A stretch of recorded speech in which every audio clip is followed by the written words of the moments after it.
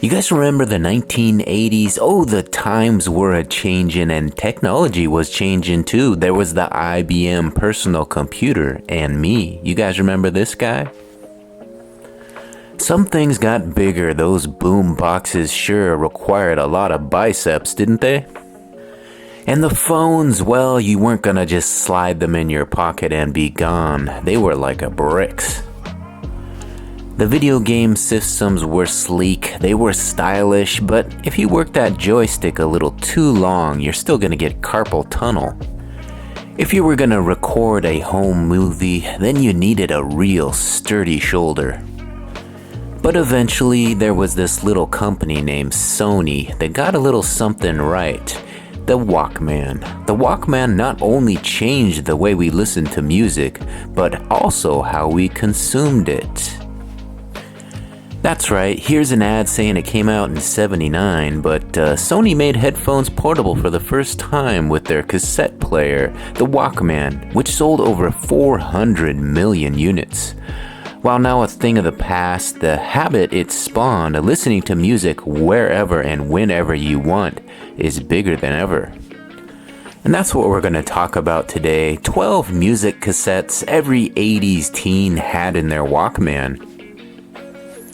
In 1979, Sony introduced the Walkman, a revolutionary device that forever changed how people experienced music.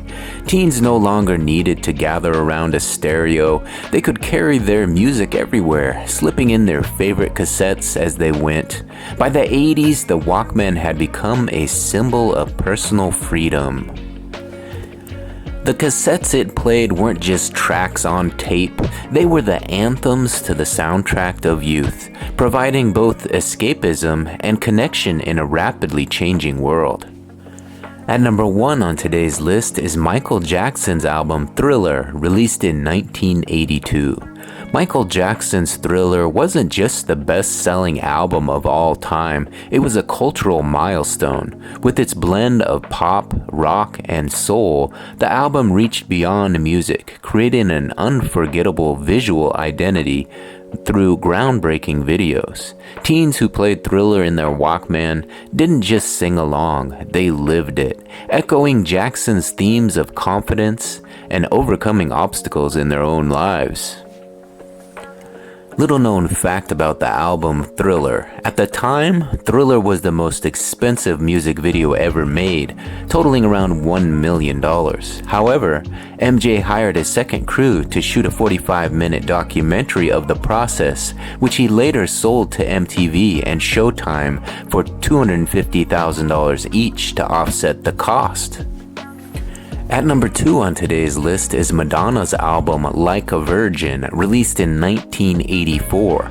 Madonna's Like a Virgin marked her transformation into the 80s icon of reinvention. The album's bold messages about independence, sexuality, and materialism resonated with the generation exploring their own identities. With infectious hits like Material Girl, teens blasted this cassette in their Walkmans, using Madonna's audacious persona to fuel their own desires for liberation and individuality. Little known fact about the song Like a Virgin, it's often interpreted as an ode to a lover who makes the singer feel new, like they're experiencing life and love for the first time. While the phrase like a virgin can have literal connotations, the song's meaning is more about the feeling of renewed passion and innocence that a new relationship can bring. At number 3 on today's list is Prince's album Purple Rain, released in 1984. Prince's Purple Rain was a sonic fusion that crossed genres, rock, funk, pop, and soul, making it an instant classic. The album captured the emotional depth and complexity of relationships, personal struggle, and self-expression. Teens who carried this cassette in their Walkman didn't just listen to music, they connected with Prince's unapologetic individuality, finding solace in his bold vulnerability and musical genius. Fun fact about Purple Rain says here it earned numerous accolades, including an Oscar for Best Original Song Score, and reached commercial success, selling over 25 million copies worldwide. The album also gave Prince his first #1 hits, Let's Go Crazy and When Doves Cry. At number 4 on today's list is Bruce Springsteen's album Born in the USA, released in 1984.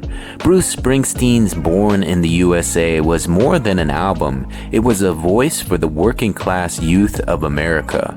With its anthemic sound and poignant lyrics about disillusionment, the album became a national reflection of hope, struggle, and pride. For teens, it was a powerful reminder that music could speak to the heart of personal and collective struggles in a world rapidly shifting under the pressures of the 80s.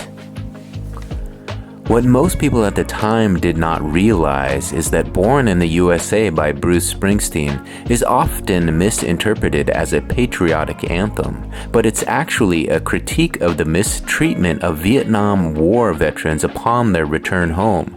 The song presents a disillusioned veteran struggling to find his place in a society that doesn't value his sacrifices.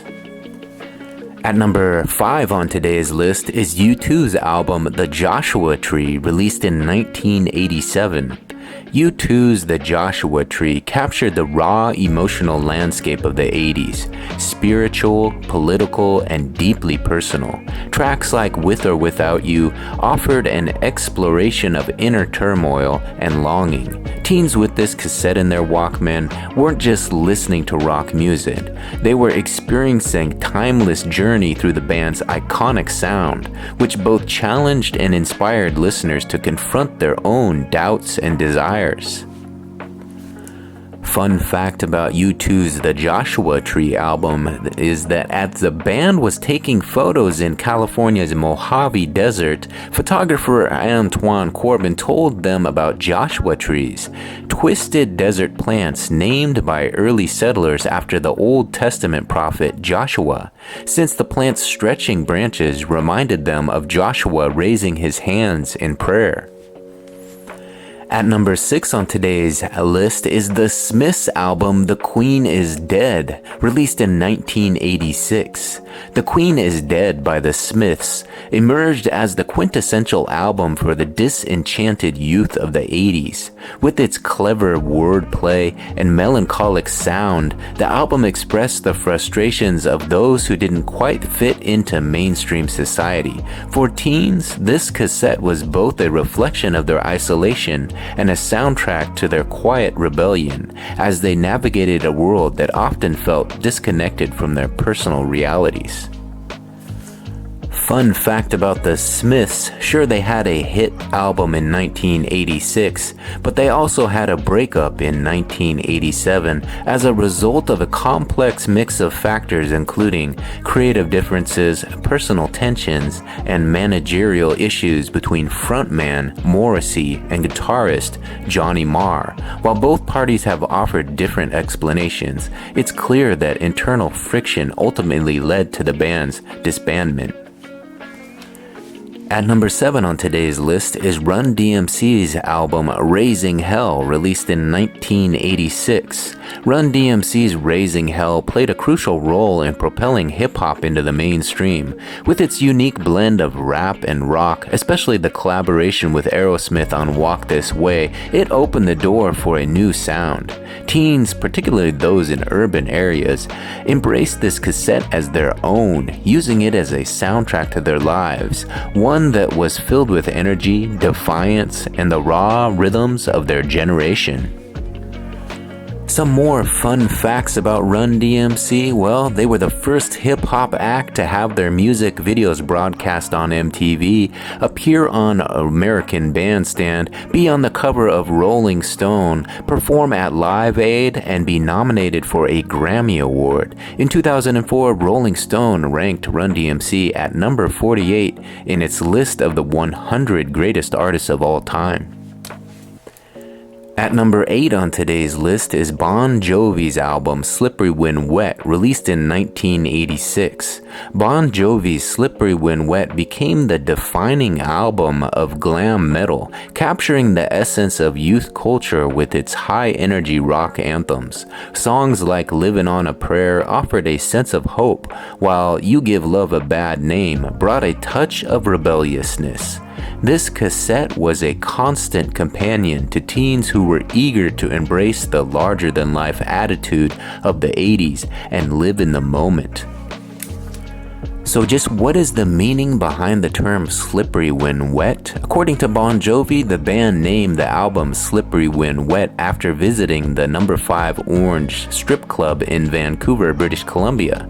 According to Richie Sambora, this woman descended from the ceiling on a pole and proceeded to take all her clothes off. At number 9 on today's list is The Cure's album Disintegration from 1989.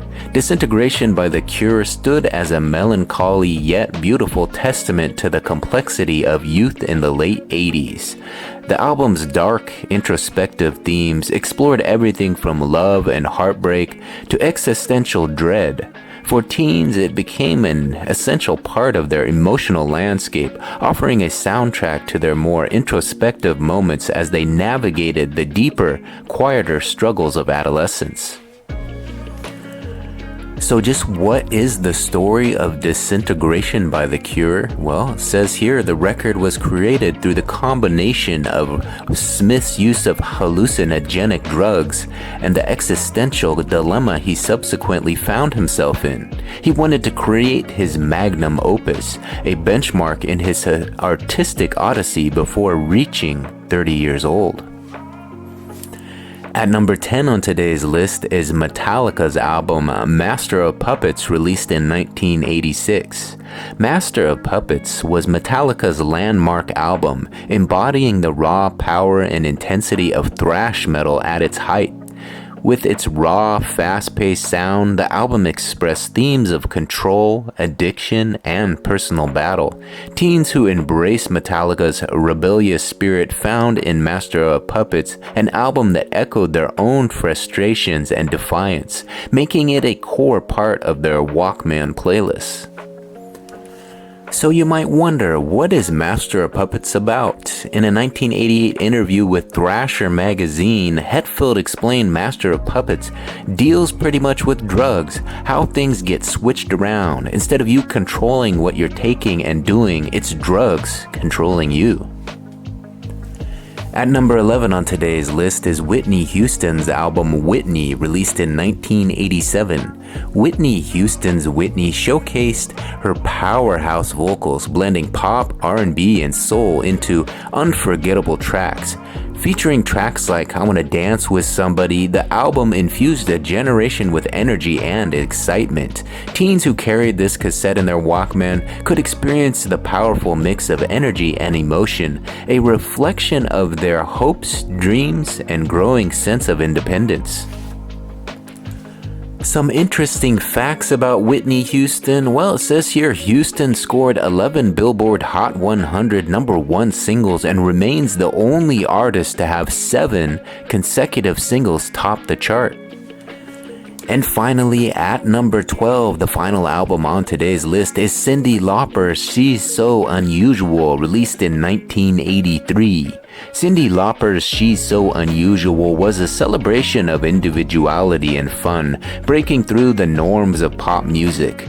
With hits like Girls Just Wanna Have Fun and Time After Time, Lauper's blend of quirky style and heartfelt ballads became the anthem for a generation of free spirits. For teens in the 80s, this cassette was more than music. It was a statement about embracing uniqueness and finding joy in being unapologetically yourself. So just how old was Cyndi Lauper when she released her first album? Says here she was 30 years old when She's So Unusual was released. Prior to that, she spent years trying to make it in the industry. The album became a massive success thanks to the hits Girls Just Wanna Have Fun and Time After Time, and won Lauper 2 Grammys.